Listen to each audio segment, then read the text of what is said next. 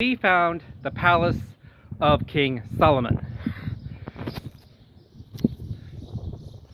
What do you guys think? The truth is, it's a little bit more complex than that.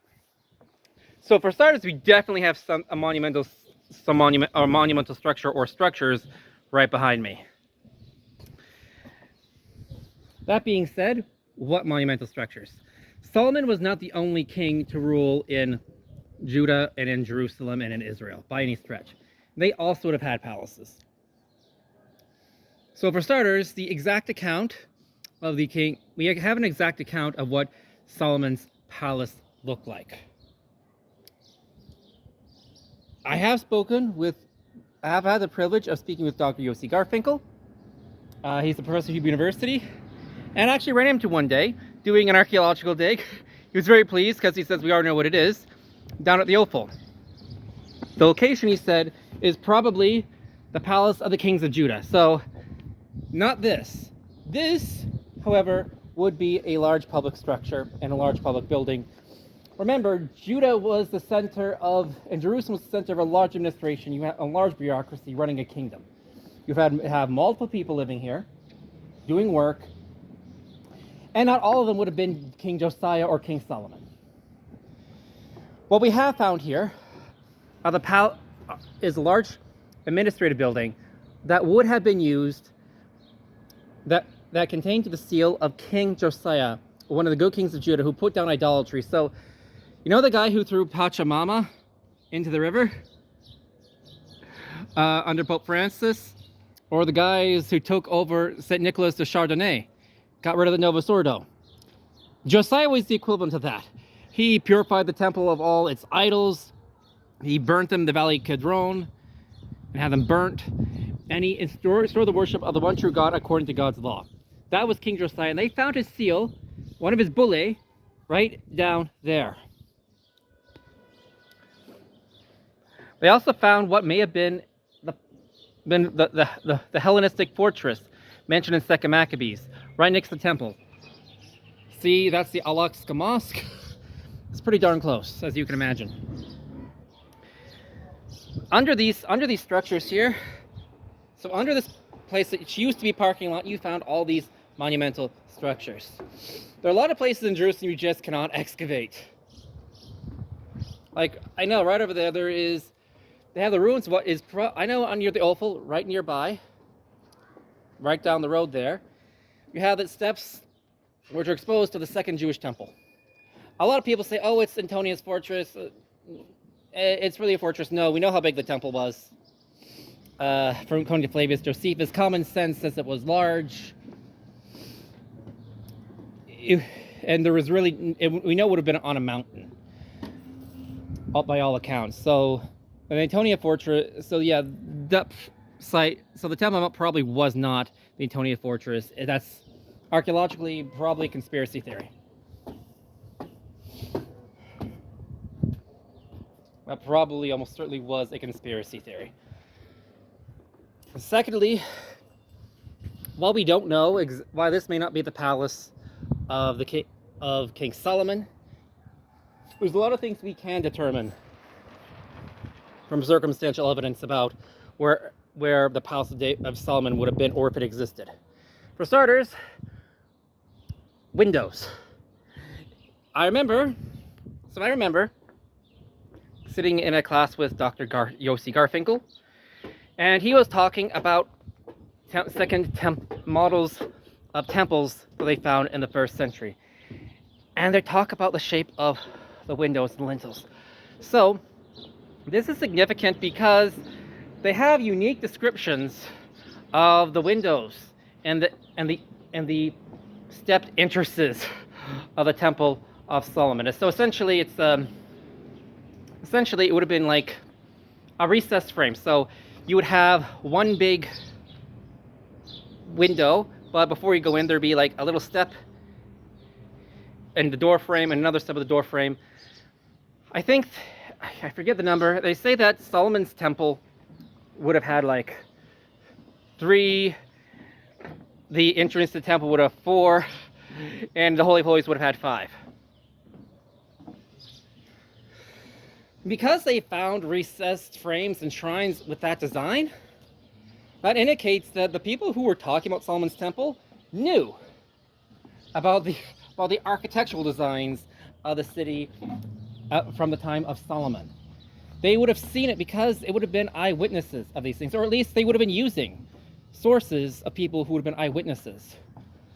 So because of that, because they found shrines like that, and because they found other temples from the first temple period, from the time of Solomon and the kings of Judah, notably at Tel Mosat and Tel Arad, it makes sense that Jerusalem, which definitely was the capital of the kingdom of Judah, according to archaeological sources, according to, for example, Sennacherib's inscription bragging about how he sealed Hezekiah in Jerusalem, that's one of the ways we know that at least the capital of Judah, even from a purely secular perspective, was the capital of the kingdom of Judah at that time. We know there almost certainly would have been at least a temple there. That would have been extremely normal. That the only presumption you're making is that Judah was like every other kingdom, that you would have had a palace and the royal dynasty would have had a temple. Furthermore, the design described in the Bible is very similar of the temple, and is very similar to what you would expect from the temples from that time period in Syria and the Levant. Solomon's temple fits the Canaanite design, at least at that time period. So, belief that there was a first Jewish temple, Solomon's temple, that it existed, that was probably on the hill, is actually somewhere, at least somewhere on there, is pretty well accepted by archaeologists today. Notably, even Israel Finkelstein, who is famous for being a bit of a skeptic about the Bible. So I'll try to paraphrase an interview I saw him give in a podcast. Basically, he said, look, the Tel Dan inscriptions, only 200 years after the time of David, mentions the house of David. There was a king, so there almost certainly was a Davidic dynasty of some sort in Jerusalem. There was a King Solomon. He says these stories he said that these stories, this is Finkelstein, skeptic of the Bible, these stories do not come out of nowhere. You might question how rich Solomon was, how powerful he was, but he existed. And he would have had a palace. He would have had a temple. That is like you would expect from anyone. That's every kingdom at that time would have had a royal palace, the royal temple. They found other royal shrines in Judah at the time that are temples. So, of course, the capital of Judah, capital of Israel, if you believe in the United Monarchy, which I do, would have had a temple next to the palace of the king. That would have been the normal structure, normal course of events. Even Finkelstein, his great skepticism of the temple was not that it didn't exist, but he argued that maybe they just renovated a Canaanite temple or something. However, like I said, and as I mentioned, but as I said, with Garfinkel, the descriptions we have in the Bible match archaeological descriptions of small shrines that they found at the time of Jerusalem. They knew that we were talking about. And while this place is not the palace of King Solomon, it's just an administrative center, probably from a later period, there was a King Solomon somewhere. He would have had to have had a palace. He almost did exist. Even Finkelstein said that the stories of Solomon, he actually even says just that they came from the north and from anti-Solomonic propaganda, for how Solomon was idolatrous, for how Solomon was not even the original intended heir to the throne. So even as the skeptics of the Bible and biblical archaeology criticize and question the Bible, even their skepticism confirms that it is true, the Bible, at least to a certain degree, they have to admit it is true based on literature and the evidence and the archaeology that we have.